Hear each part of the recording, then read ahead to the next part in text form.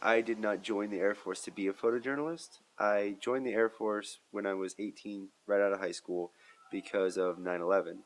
And in my life at the time, I didn't really have much going for me anyway. So it's not like I gave up my whole world to go join the Air Force or anything. I got the job of what what the Air Force called Visual Information Production and Documentation Journeyman, which is short for photojournalist. Being in Iraq affected me in a couple of different ways.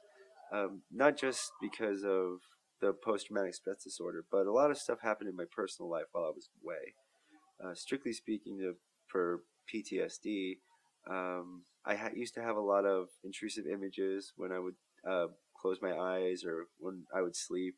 I would wake up in cold sweats in the middle of the night. Um, I, I would throw myself on the ground when I had heard loud noises. So it was very physically overwhelming at times. I still get panic attacks at random times. Nothing really seems to trigger it. It just seems to happen.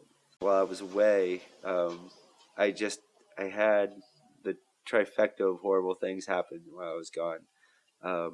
My apartment burned down while I was away, and I lost everything I owned. And my fiance started to see another guy, and my brother died, and that's ultimately why I got sent back home. Basically, my whole world had changed from when I left and when I came back, and I didn't recognize it or myself. As a matter of fact, I don't remember the first 6 months of 2007 because it was a very traumatic time for me. If I wasn't going to be able to sleep for 3 days, I was going to do what college students do when they don't sleep for that long, and that's write papers and stuff. So I decided to get a higher education, go back to school. I enrolled at the Newhouse School here for a master's in television, radio, film.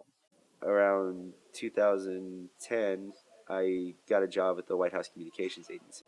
I saw that I was getting more interested in the daily events at the White House than I was in my job doing video work. So when the opportunity came for me to come to the public diplomacy program here at Syracuse, I applied and I got in and I took it and I graduate May 2013. Coming back to get a master's degree at Maxwell has been a very rewarding experience. And beyond that, I focused my studies on the Middle East.